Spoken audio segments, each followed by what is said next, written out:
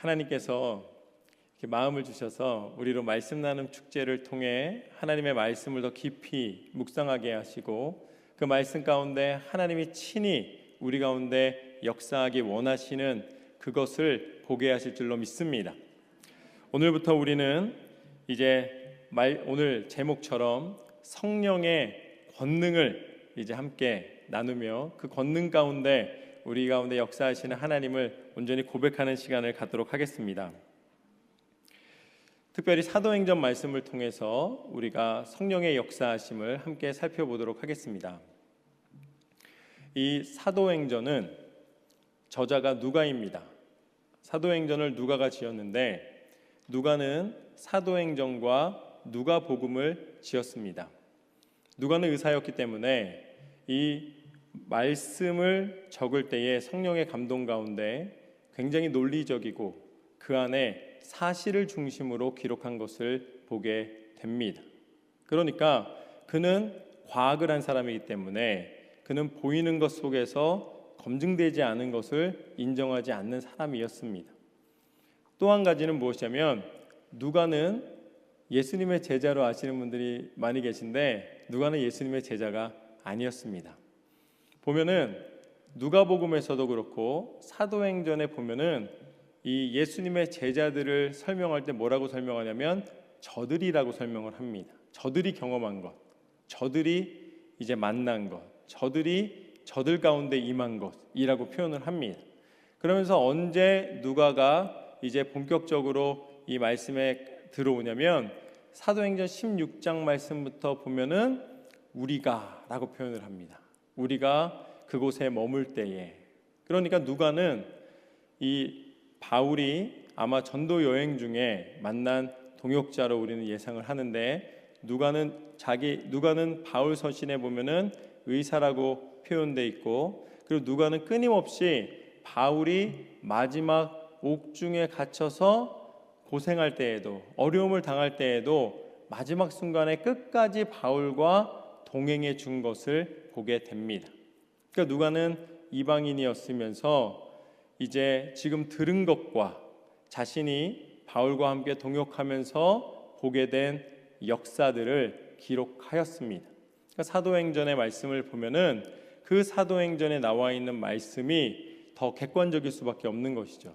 자신이 들은 것 중에서 분명한 증거가 있는 것, 또 자신이 체험한 것을 기록하였다라는 것을 보게 됩니다. 그래서 이 말씀 나눔 기간 동안에, 말씀 축제 기간 동안에 사도행전을 더 잘 이 영적인 영양분을 흡수하기 위해서는 시간이 나시는 대로 누가복음을 읽고 오시면 훨씬 더 큰 도움이 되겠습니다. 왜냐하면 사도행전은 따로 떨어져 있는 것이 아니라 누가복음과 이제 1권, 2권처럼 이 영적인 흐름이 연결되어 있습니다. 사도행전에서는 이제 부활하신 예수님께서 가르쳐 주시는 부활하신 예수님의 가르침으로 이 사도행전이 시작이 됩니다. 1장 3절 말씀을 보면 예수께서 많은 증거로 친히 살아계심을 나타내시고 40일 동안 그들에게 보이시며 하나님 나라의 일을 말씀하셨습니다. 하나님 나라의 일을 말씀하셨습니다. 이 말씀에서 보면은 예수님이 이제 십자가에 달려 죽으시고 사흘 만에 부활하신 다음에 이 부활하신 몸을 보이시자마자 바로 하늘로 올라가지 않으셨습니다. 오늘 사도행전 말씀에 나와 있는 것처럼 40일 동안 예수님은 제자들에게 또 많은 사람들에게 이 가르치셨습니다. 그런데 그 가르치신 것이 무엇이냐면 바로 하나님의 나라에 대하여서 가르치셨습니다. 예수님이 십자가에 달리시기 전 이 제자들은 예수님과 함께 동행함으로 말미암아 예수님을 통해 분명히 지금 로마의 포로에서 벗어나서 하나님 나라를 가르치신 그 표현대로 이제 우리를 다시 해방시키시고 해방시켰을 때에 예수님이 왕이 되시고 우리는 예수님 주변에 어떤 한 장관이라도 한 자리씩 할 거라고 생각을 했습니다. 오죽하면 이 야고보와 요한의 어머니가 와서 한 명은 우편에 한 명은 좌편에 앉혀달라고 예수님께 부탁을 하니까 제자들끼리 다툼을 합니다. 그런 법이 어딨냐고. 우리도 기회가 있어야 되지 않나고 다툼을 할 정도였습니다. 그런데 그런 기대와는 달리 예수님은 십자가에 달려 죽으셨습니다. 예수님께서 죽으시던 날 밤 제자들은 예수님을 부인하며 흩어졌습니다. 예수님을 알았다는 것, 예수님과 함께 하였다는 것이 그들에게 생명의 위협이 될 수도 있었기 때문에 그들은 두려워하였고 그들은 모두 뿔뿔이 도망가고 말았습니다. 그런데 그런 제자들이, 예수님을 떠나 있던 제자들이 그 마음 가운데 허탈한 마음과 3년이라는 세월 동안 기대하고 살았던 모든 순간이 다 헛된 시간으로 흘러져 버린 것과 이제는 삶에서 예수님이라는 이름, 그 3년간의 즐거웠던 기억들을 지워버려야 하는 그런 인생의 낙심되는 순간을 맞이하고 있었던 것입니다. 그들은 죽음이 두려웠습니다. 그들은 시간이 아까웠습니다. 그리고 그들은 억울했습니다. 내가 이럴 줄 알았으면 이렇게 내 시간을 투자하지 않았을 텐데. 그런 그들에게 어느 날 예수님이 찾아오셨습니다. 3일 만에 본 사람도 있고 4일 만에 본 사람도 있고 계속해서 예수님을 만났습니다. 그리고 마침내 예수님을 만난 사람들이 예수님과 함께하며 예수 그리스도께서 40일 동안 가르치신 그 가르치심을 듣게 됩니다. 도저히 믿을 수 없는 일이 눈앞에 펼쳐지게 된 것이죠. 이제서야 예수님이 말씀하셨던 그 비밀이 점점 하나씩 깨달아지기 시작합니다. 아, 예수님이 저 성전을 헐라 내가 사흘 만에 다시 짓겠노라 했던 그 성전이 바로 예수님을 가리켜 말씀하신 것이었구나.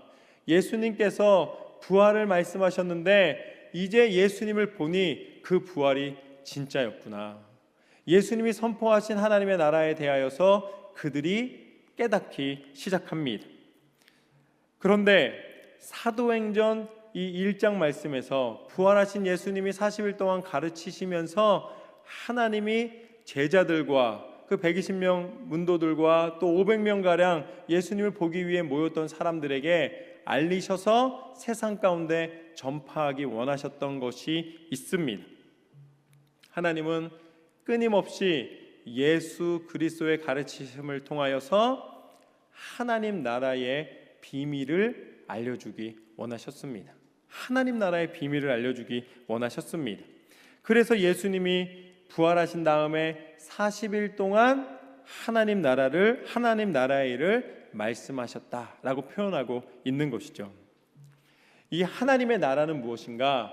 하나님의 나라는 구원과 관계가 됩니다. 하나님의 나라는 구원과 관계가 되는 거예요. 이제 미국에서 이 군인이 전쟁에 참여했습니다. 적국에 가서 싸우다가 포로로 잡혔어요. 그러면 미군에서는 어떻게 됩니까? 미 국방성에서는 끊임없이 이 협상을 해서 그 군인을 다시 살아있는 채로 본국으로 데려오기를 원합니다. 다시 돌아오게 하기를 원하는 거죠.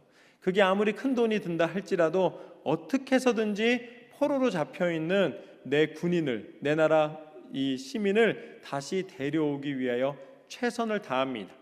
그리고 마침내 그 협상이 타결되어서 돌아오게 되면 그 군인이 다시 돌아오는 것, 다시 본향으로 본국으로 후송되어서 오게 된 것, 그것을 saved, 그걸 구원이라고 이야기하는 거예요. 그 사람은 이제 그 적국에서 포로의 상태에서 본국으로 구원을 받았다라고 표현을 합니다. 그러니까 이 군인 입장에서는 이제나 저제나 어쩌면 적의 손에서 죽을 수도 있는 것인데 본국에서 데려가 줬기 때문에 다시 살게 된 것이죠. 죽음을 면하게 되고 다시 살게 되는 것입니다. 이 물에 빠진 사람도 마찬가지입니다. 누가 물에 빠졌습니다. 수영을 못해요. 이 물속에서 허우적거리다가 죽을 수밖에 없는데 어느 수영을 잘하는 사람이 딱 들어가서 딱 구해가지고서는 이 땅으로 데리고 나옵니다. 그러니까 물속에서 빠져들어가서 죽지 않고 다시 건짐을 받아서 땅으로 나오는 것, 땅으로 다시 나와서 살아나는 것, 그게 바로 모세입니다. 모세가 나일 강가에 떠내려가다가 이제 그 이집트 공주의 손에 의해서 건짐을 당하고서는 다시 살게 된 것, 건짐을 받았다, 구원을 받았다라고 표현을 하는 것이죠. 그러니까 하나님 나라는 우리가 구원받는 것을 의미하는 것입니다. 하나님 나라에 들어간다라는 것은, 우리가 천국에 들어간다라는 것은 예수님께서 공생의 기간 동안에 끊임없이 가르쳐 주신 구원을 말씀해 주시는 거예요. 우리가 구원받는다라는 것이죠. 그런데 우리가 하나님 나라에 들어가는 구원을 기대합니다. 예수님께서 이제 구원받을 것이다, 너에게 구원자가 올 것이다. 예수님 우리가 메시아라고 표현하는 것도 구원자라고 표현하는 것이죠. 그래서 우리는 끊임없이 하나님 나라에 들어간다라고 생각을 합니다. 그런데 사람은 흙으로 지어져서 그런지 이 땅에 대한 게 굉장히 큽니다. 그래서 하나님 나라에 들어간다는 것은 무언가 이 땅을 얻는 것, 그리고 또 이 승리하는 것, 정복자의 마음이 있어요. 구원받는다는 것이 정복한다, 면류관을 받는다, 무언가 큰 것을 얻는다는 생각을 갖게 되는 것이죠. 물론 생명을 얻는 것이지만 또 다른 말로 하나님 나라에 들어간다는 표현을 딱 듣게 되면은 우리는 그 나라에 들어가서 뭔가 큰 대궐 같은 궁전에서, 이 땅에서는 가난하게 살았고 어렵게 살았지만 천국에 가면 대궐 같은 집에서 살리라. 우리 주일학교 그 찬양 부를 때도 그렇게 하잖아요. 초가상간도 나는 걱정 없네. 이제 앞으로 하나님 나라 가면 큰 집에 살 거를 기대하게 만드는 거죠. 그런데 하나님이 정말 하나님의 나라에 들어가면 우리로 대궐 같은 집에서 막 금띠에 금시계에 막 이런 거를 다 주렁주렁 매달고 사는 것이 진정으로 우리에게 축복받은 구원의 모습을 알려주기를 원하셨을까? 아마 아닐 것입니다. 하나님이 말씀하시고 싶으신 구원은 무엇일까? 구원의 본질적인 내용은 무엇일까? 예수님께서 이 구원에 대하여서 끊임없이 복음서에서 가르치시면서 마지막 그 비밀을 아주 쉽게 알려주셨습니다. 그것이 마태복음 6장에 나와 있는 말씀입니다. 6장 9절 10절 말씀을 보면 예수님께서 기도를 가르쳐 주십니다. 너희는 이렇게 기도하라. 우리가 어떻게 간구해야 될까요? 물어봤더니 너희는 이렇게 기도하라 하면서 기도의 모범을 가르쳐 주시면서 뭐라고 말씀하시는가? 하늘에 계신 우리 아버지여, 이름이 거룩히 여김을 받으시오며. 여기가 무슨 부분이에요? 이건 찬송입니다. 하나님은 거룩하신 하나님이십니다. 하나님은 높임 받으시기에 합당하신 분이십니다. 하나님의 이름을 찬양합니다. 그러면서 연이어서 뭐라고 말씀하시는가?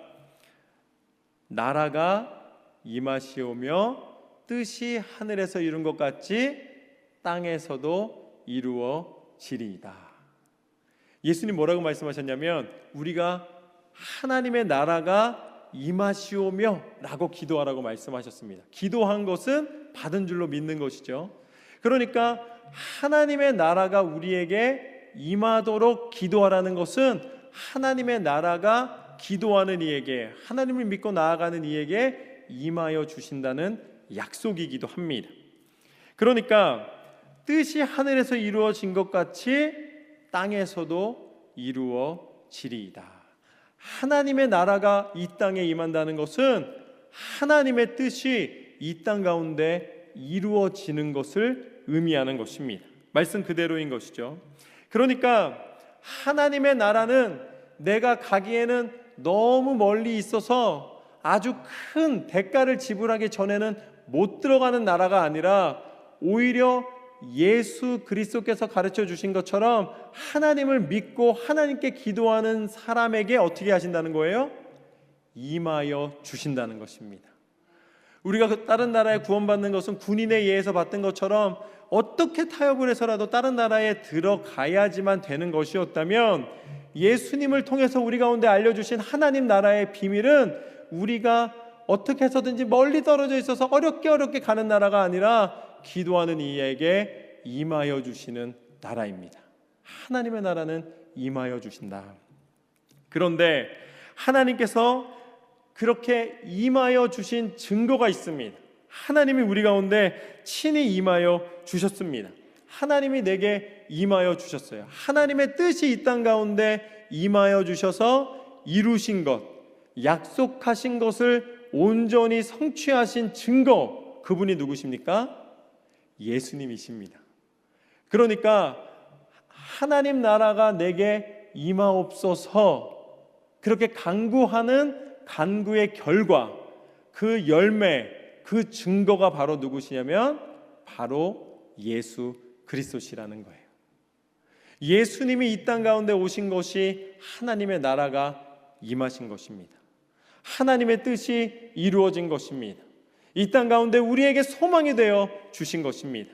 하나님의 나라는 멀리 있는 것이 아니라 예수 그리스도를 통해 이 땅에 임하여 주셨습니다. 이미 임하신 것입니다.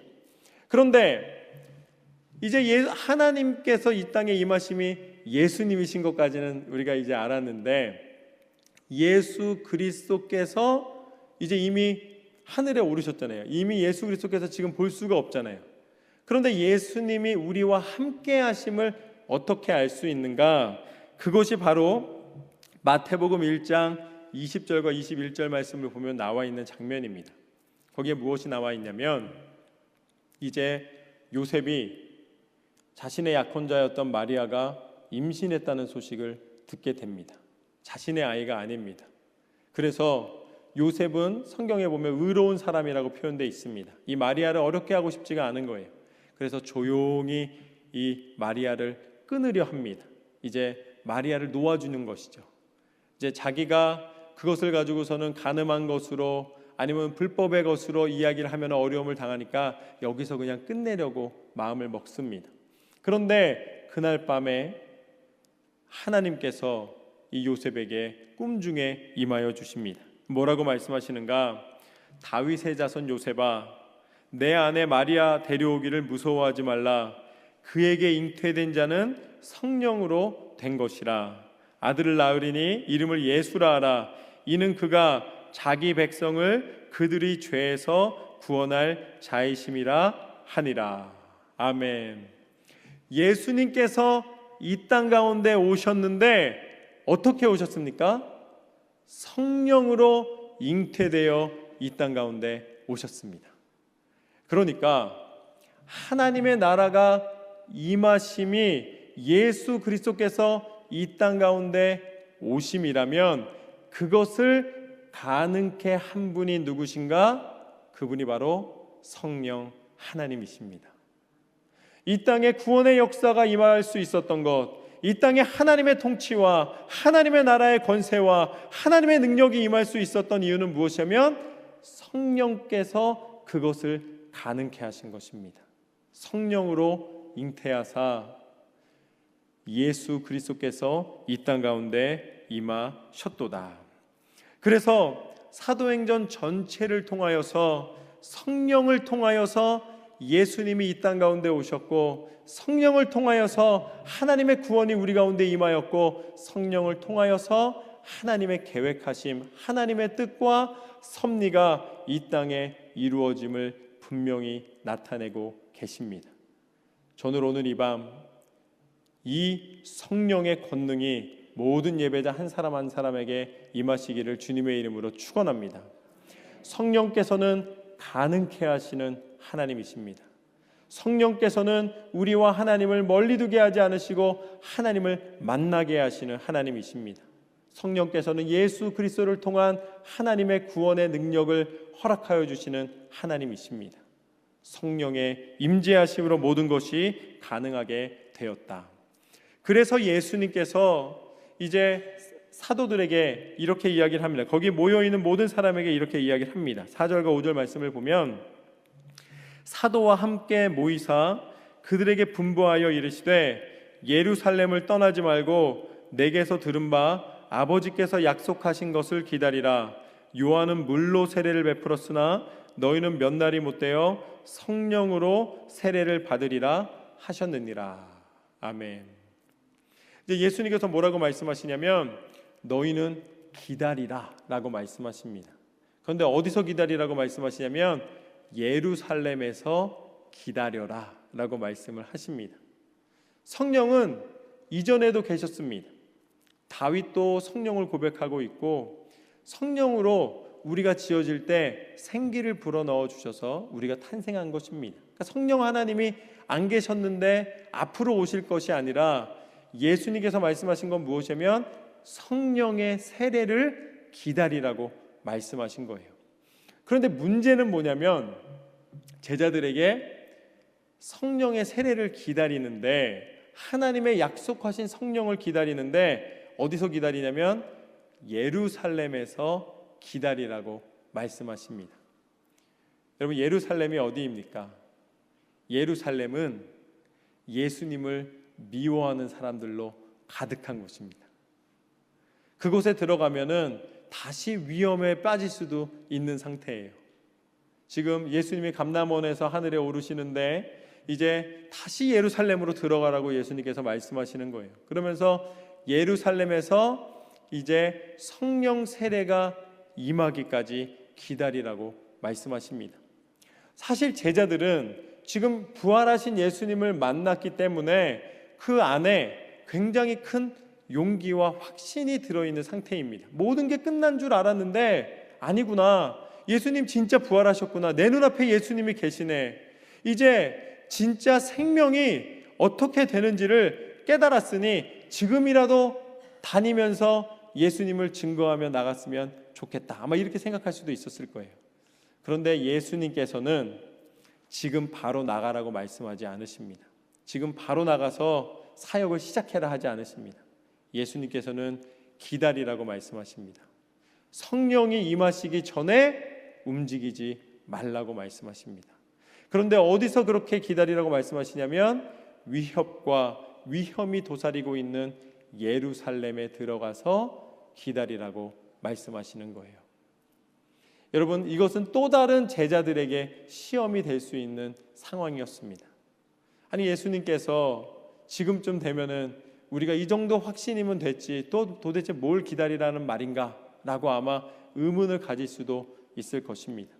그러나 예수님은 알고 계셨습니다. 사람의 힘으로, 사람의 의지로, 사람의 판단으로 이루어지는 것이 하나님의 일이 아닙니다. 하나님의 일은 무엇을 통해 나타나는가? 성령을 통해 나타납니다. 성령이 임하시기 전에 우리가 앞서는 것은, 그것은 우리가 하나님을 인정하지 못하는 것입니다.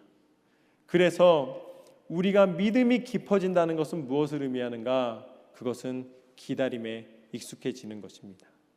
하나님이 내게 원하시는 때를 기다리는 것이죠. 성령께서 내게 임하셔서 갈 길을 보이시고 행할 바를 알리시며 그곳에 역사하시는 하나님의 은혜를 보게 하여 주시는 것입니다. 내가 계획한 일, 내 똑똑한 머리로 계산한 일이 아니라 끊임없이 우리는 몸부림치며 성령이 임하셔서 일하실 것을 기다리며 나아가야 한다는 것입니다. 예수님은 제자들에게 기다림을 요청하셨습니다. 그때 6절과 7절 말씀을 보면은 그들이 모였을 때에 예수께 여쭈어 이르되 주께서 이스라엘 나라를 회복하심이 이때니이까 하니 이르시되 때와 시기는 아버지께서 자기의 권한에 두셨으니 너희 알 바 아니요. 제자들이 뭐라고 물어봅니까? 예수님 기다리기는 기다릴 텐데 그러면 이제 곧 이제 하나님의 나라가 회복됩니까? 하나님 나라에 대해서 알려주셨으니까 이제 곧 우리의 명예도 회복되고 이제 무언가 우리가 기대했던 일이 벌어지게 됩니까? 이렇게 이야기를 합니다. 그렇게 여쭈어 봅니다. 그랬더니 예수님 뭐라고 말씀하십니까? 너희는 어디에 관심이 있니? 이렇게 물어보시는 거예요. 여전히 너희는 여기 왜 왔니? 이렇게 얘기를 물어보시는 것입니다. 누가복음 19장 말씀에 보면은 이 사도행전의 똑같은 저자인 누가가 이 기록한 이 삭개오의 사건이 있습니다. 예수님께서 이 여리고성을 들어가셔서 그 길가를 지나가시는데 이제 그때 삭개오라는 이 세리장이 이제 예수님을 보고 싶은데 보이지가 않는 거예요. 그냥 키가 작아서 어떻게 볼 수가 없는 거예요. 그래서 이제 아이디어를 하나 냅니다. 어떤 아이디어를 내냐면 내가 내 키로는 도저히 사람들을 넘어서 볼 수 없으니 나는 저기 예수님이 지나가는 길목을 딱 이렇게 계산해 보는 거예요. 똑똑한 사람입니다. 예수님이 이제 이렇게 지나가시면 여기를 지나가시겠구나 이렇게 딱 압니다. 그래서 그 길목에 있는 돌 무화과 나무에 올라서 예수님이 지나가시기를 기다립니다. 아니나 다를까 예수님께서 그 나무 밑을 지나가십니다. 그러면서 삭개오한테 뭐라고 말씀하시냐면 삭개오야 내려와라 이렇게 말씀하십니다. 삭개오가 너무 좋은 거예요. 삭개오는 지금 예수님을 보기만 해도 사람들이 말하는 그 예수님을 멀찍이에서 바라보기만 해도 자기는 이미 원하는 소원을 이룬 것인데 예수님이 다가와 주셔서 삭개오의 이름을 불러주시고 삭개오에게 내려오라고 말씀하셨습니다. 그 다음에 삭개오에게 이야기를 합니다. 내가 너희 집에 가겠다. 삭개오는 기쁜 마음으로 예수님을 맞이합니다. 사람들은 수군댔습니다. 아니 예수님이 왜 삭개오의 집에 들어갈까? 저렇게 우리를 괴롭히고 세금을 징수해서 우리한테 못되게 하는 저 사람에게 가는 이유는 무엇인가? 예수님도 여전히 그렇게 말씀 안 하시더니 권력과 물질에 관심이 많으신가? 아마 이렇게 생각했을 수도 있을 것 같아요. 그런데 예수님이 그곳에 가셔서 아무것도 구하지 않으셨습니다. 삭개오에게 하나님 나라의 비밀을 알려주셨습니다. 그랬더니 삭개오가 그곳에서 회개하고 자신이 만약 누구에게 괴롭힌 것이 있으면 내갑절이나 다시 되돌려 주겠습니다.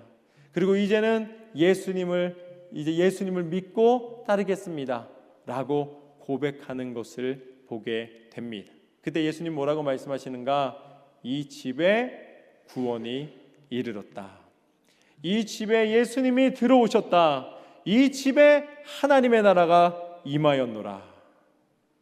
여러분, 그 당시에 키 작은 사람이 삭개오 한 사람이었겠습니까? 그런데 사람들은 사람 구경하러 간 거예요. 예수님도 사람의 한 사람이었던 거죠. 야, 예수란 사람이 오니까 이렇게 많은 사람이 모여 있네. 예수님을 보는 것도 즐겁지만 어떤 한 사람을 향해서 막 몰려 있는 모습을 보는 것도 그리 나쁜 일이 아니었습니다. 그리고 그 무리에 껴 있으면 혹시 이 무리가 어떤 큰 세력을 얻었을 때에 나도 그것에 있었다고 이야기할 수 있지 않을까. 그러니까 예수님에 대한 관심이나 예수님에 대한 사모함보다는 그냥 소문을 듣고 가서 보면 보는 거고 안 보면 안 보는 걸로 사람들은 여겼던 것이죠. 그러나 삭개오는 예수님을 보기 위하여 자신의 그 모든 연약함을 극복하기 위하여서 나무에 올라갔습니다. 거기에 많은 키 작은 사람들이 있었겠지만은 그 돌 무화과 나무는 누구에게만 보였는가? 삭개오에게만 보였다는 것입니다. 많은 사람들은 그 나무를 지나쳤지만 삭개오는 그 나무에 올라갔습니다. 그 나무에 오르며 예수님을 사모하는 마음으로 기다렸습니다. 그 나무를 오른 삭개오를 만나주신 예수님, 그리고 예수님은 그 삭개오를 내려오라고 말씀하십니다. 내가 쌓은 길, 내가 이룬 길, 내가 성공이라고 칭찬받는 길이 아니라 예수 그리스도께서 명령하신 대로 순종하였을 때에 예수님과 동행할 수 있었다는 사실을 기억하십시오. 그리고 그 집에 구원이 이르렀습니다. 우리의 계획 속에 구원이 있는 것이 아닙니다. 구원은 철저히 하나님의 계획 속에 있다라는 것이죠. 성령께서 임하시는 것은 하나님의 역사입니다. 그래서 예수님께서 뭐라고 말씀하시는가? 8절 말씀을 보면은 이렇게 나와 있습니다. 우리 한번 같이 읽겠습니다. 8절 말씀입니다. 시작. 오직 성령이 너희에게 임하시면 너희가 권능을 받고 예루살렘과 온 유다와 사마리아와 땅끝까지 이르러 내 증인이 되리라 하시니라. 아멘. 우리는 권능을 받고 싶어 합니다. 우리는 능력을 받고 싶어요. 우리는 육체의 연약함이 있으면 강한 능력으로 하나님께서 이 병을 치료해 주시기를 원합니다. 우리는 뭔가 목표한 일이 있으면 강한 권능으로 그 일이 이루어지기를 원합니다. 그래서 권능이 내 힘하고 연결되기를 원해요. 그런데 오늘 말씀 가운데 권능은 내 힘, 내가 변화시키는 것이 아니라 권능은 언제 하나님이 허락하여 주시는가? 말씀에 나와 있는 것처럼 오직 성령이 너희에게 임하시면 너희에게 권능이 임하리라. 권능은 쟁취하는 것이 아닙니다. 권능은 성령이 임하시면 자동으로 주시는 거예요. 성령이 임한 사람에게는 권능이 있습니다. 내가 의지적으로 권능을 갖는 게 아니에요. 의지적인 어떤 파워를 소유하는 것이 아닙니다. 성령이 임하셨을 때에 일어나는 현상입니다. 그리고 뭐라고 나와 있냐면 예루살렘과 내가 그렇게 부담스러워하는 땅 그 예루살렘, 또 온 유대와 사마리아와 땅 끝까지 이르러 내 증인이 되리라. 예수 그리스도의 증인된 삶을 살 것이라고 예수님은 선포하고 계십니다. 내 증인이 되라 라고 요청하지 않으십니다. 내 증인이 될 것이다. 내 증인이 되어 온 땅을 다니며 나를 증거할 것이다. 그런데 이 예수 그리스도의 증거자의 삶이 무엇을 통해 된다는 것입니까? 오직 성령이 너희에게 임하시면. 내가 예수님을 증거하고 싶어도 증거가 잘 되지 않아요. 내가 평소에는 말을 잘하고 평소에는 똑똑하고 프레젠테이션의 전문가인데 이상하게 전도하려고 그러면 잘 안 돼요. 전도는 내 힘으로 하는 게 아닙니다. 성령이 임하셨을 때에 증거케 하십니다. 성령의 증거가 나타나게 되는 것이죠. 성령께서 임하셨을 때에 증인이 된다는 것은 예수 그리스도를 전한다는 의미도 있지만 다른 뜻으로 이 증인이라는 단어에는 무엇이 있냐면 순교자라는 의미가 있습니다. 우리가 입으로 예수님을 증거하는 일에 내가 순교의 각오로 합니다 라고 이야기할 수가 있어요. 그런데 순교는 내 의지로 하는 게 아닙니다. 여러분, 내가 무언가 이 기도하고 나고 또 말씀의 은혜를 받으면 막 가슴이 벅차서 뭐든지 다 할 수 있을 것 같아요. 그래서 뭐 어디를 가도 다 이뤄낼 수 있을 것 같고 내가 순교자로 누가 나를 해한다 할지라도 나는 주의 복음을 위하여 살리라 막 이럽니다. 그런데 그 사람이 조금 칼에 비잖아요. 그럼 아파요. 조금 피가 나도 그 피 때문에 데일밴드 붙이고 난리가 납니다. 여러분, 내가 의지적으로 순교를 결단하는 것은 실패할 수밖에 없습니다. 가능하지 않다는 거예요. 언제 우리가 순교의 신앙으로 주의 복음을 위하여 내 목숨이 다하기까지 나아갈 수 있는가, 전진할 수 있는가? 오직 성령이 임하셨을 때에 권능을 받고 용기를 얻고 새 힘을 얻고 하나님이 주신 능력 가운데 순교자의 삶을 살게 되는 줄로 믿습니다. 제자들이 예수님과 3년이라는 세월 동안 함께 동행하며 하늘의 비밀을 보았고 예수님이 가시는 곳마다 기사와 이적을 행하시는 것을 보았습니다. 그런데도 예수님이 십자가에 잡히시던 날 밤 다 도망갔어요. 그런데 언제 그들이 다시 예수 그리스도의 이름의 권세를 위하여 복음 전도자가 되고 그들이 순교자가 될 수 있었는가? 그들에게 성령이 임하셨을 때에 일어난 역사입니다. 저는 이 밤 저와 여러분에게 성령이 임하시기를 주님의 이름으로 축원합니다. 오직 성령이 너희에게 임하시면 권능을 받아 예수 그리스도의 증인이 되리라. 하나님 나라의 증인이 되리라. 이 성령은 히브리어로는 루하흐입니다. 하나님의 영이라는 뜻이죠. 그리고 또 신약 성경에 나와 있는 헬라어에서는 푸뉴마라고 나와 있습니다. 이것은 거룩한 영, 하나님의 영, 그의 아들의 영, 그리스도의 영, 예수의 영이라고 표현을 합니다. 그런데 이 푸뉴마는 다른 말로는 호흡이라고 합니다. 호흡, 바람, 호흡 이렇게 표현을 합니다. 그래서 요한복음 20장 말씀을 보면은 예수님께서 큰 숨을 내쉬면서 뭐라고 말씀하시냐면 성령을 받으라 라고 말씀하십니다. 큰 숨을 내쉬면서. 그러니까 이 호흡은 살아있는 영, 성령을 가리키는 거예요. 성령을 가르쳐 주시는 거죠. 그런데 창세기 2장 7절 말씀을 보면은 하나님이 흙으로 사람의 형상을 만듭니다. 그 다음에 마지막에 하나님이 어떻게 하시냐면 사람을 지으시고 생기를 불어넣으시자 그가 생명이 된지라 이렇게 나와 있습니다.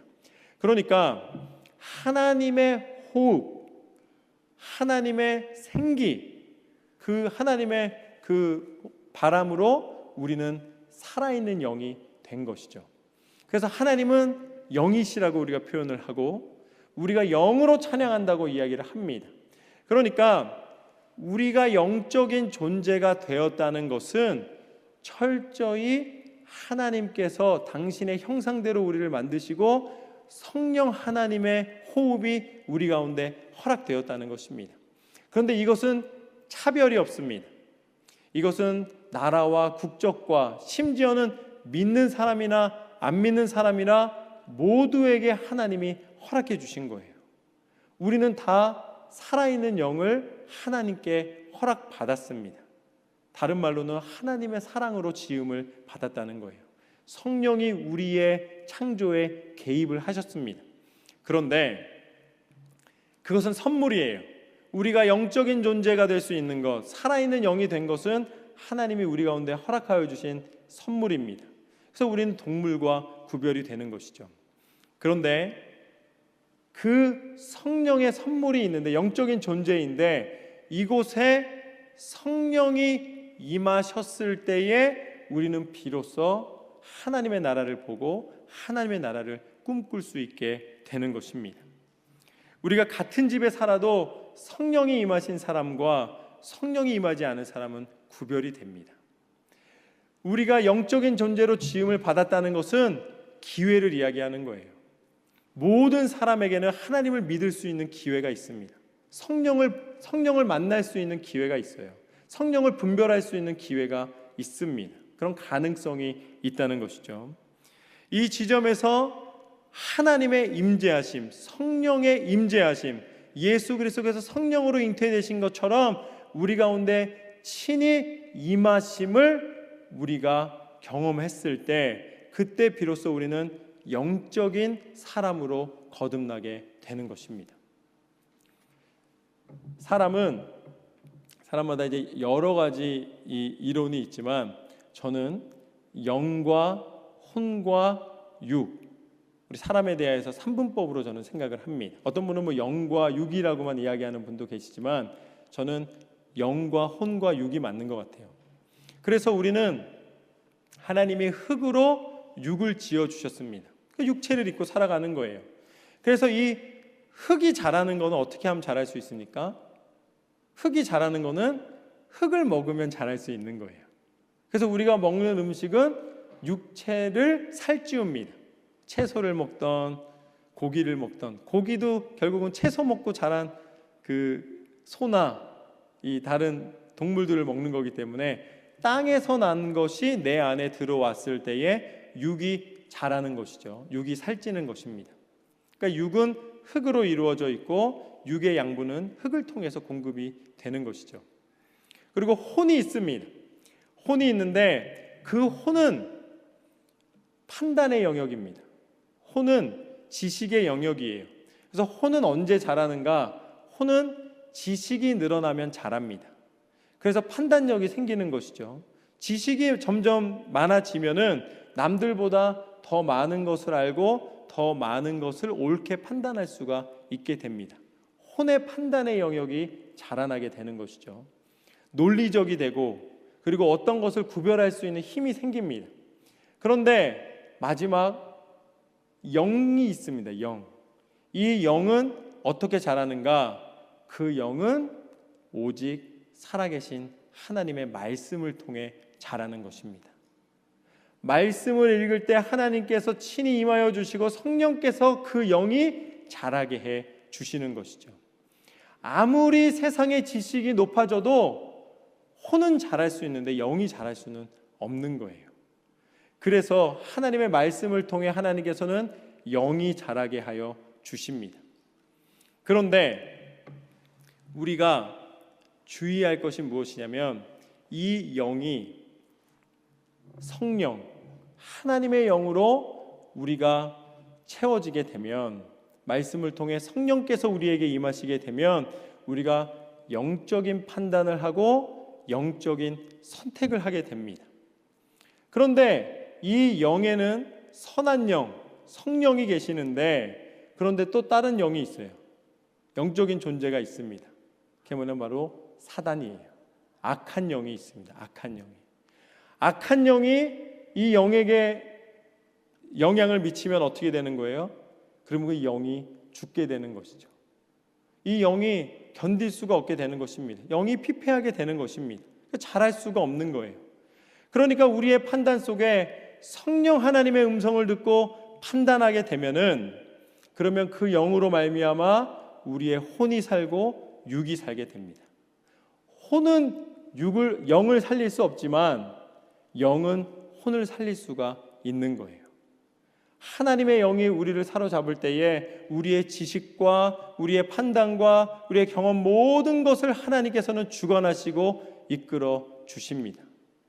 그렇기 때문에 이 영이 살아 숨쉴 때, 이 영이 깨어나서 하나님의 영의 양식을 충분히 받고 그 영의 판단이 하나님의 뜻 가운데 온전히 되었을 때에 우리는 비로소 영적인 사람으로 하나님의 뜻을 분별하여 살아갈 수가 있게 되는 것이죠.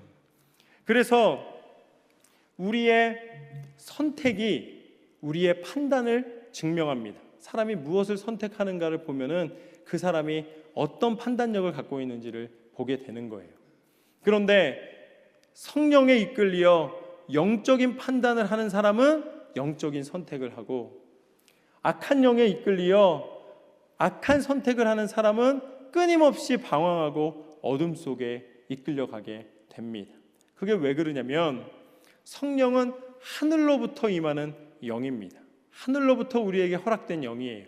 하나님으로부터 허락된 영입니다. 그렇기 때문에 그 판단이 위에 있고 고결하며 거룩하며 그 영을 살리고 그 혼을 살리고 그 육을 살리는 역할을 해주는 것이죠. 그런데 이 악한 영은 땅에 속한 것이어서 결국은 계속 우리를 잡아내리는 것입니다. 땅의 욕심과 땅의 쾌락과 땅의 만족과 내 판단 속에 나를 가두어 두기를 원하는 것이죠. 그래서 하나님은 끊임없이 성령을 기다리라고 말씀하시는 것입니다.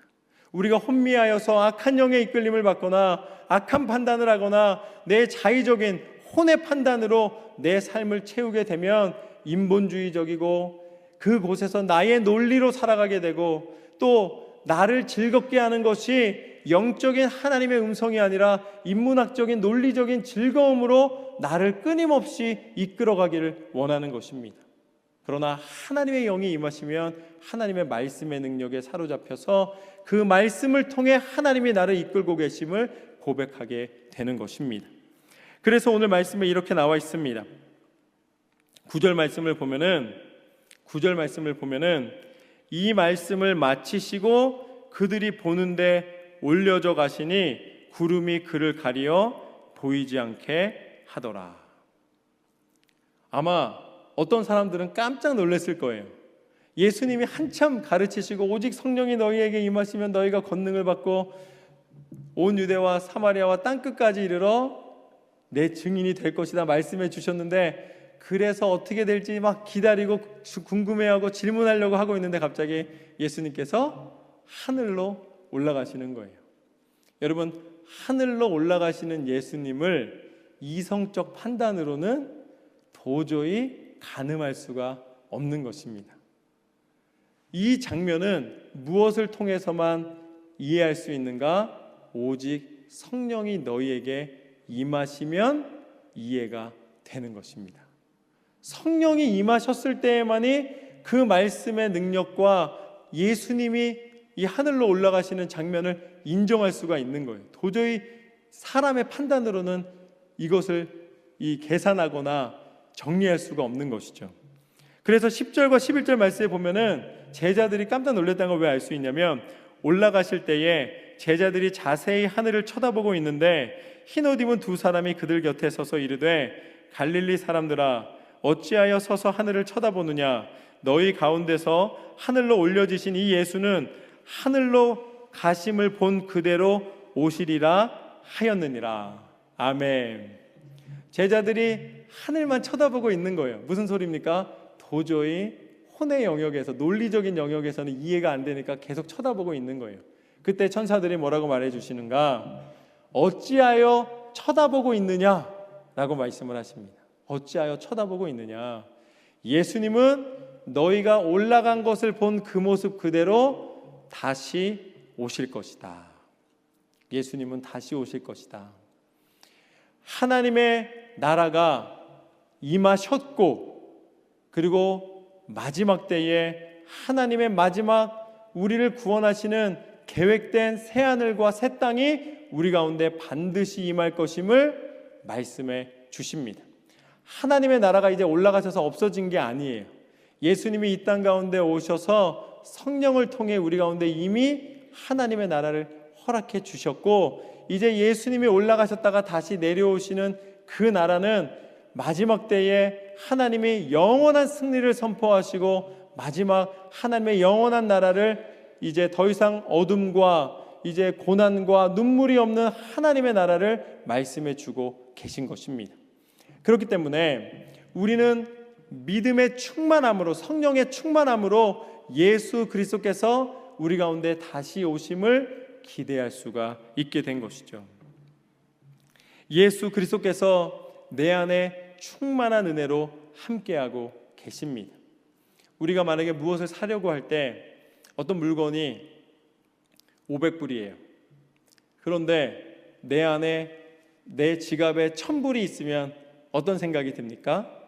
그 500불짜리를 사러 갈 때 당연히 내가 충분히 살 수 있기 때문에 걱정하지 않습니다. 그런데 만약에 나한테 400불이 있어요. 100불이 모자릅니다. 그러면 그 물건을 사러 갈 수 있습니까? 없습니까? 사러 갈 수 없는 거예요.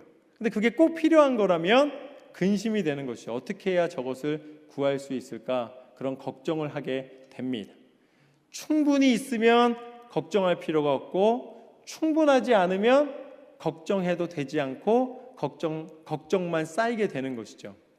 그런데 우리가 성령 충만함, 성령을 허락받았다는 것은, 성령이 임하여 주신다는 것은 무엇을 의미하는가?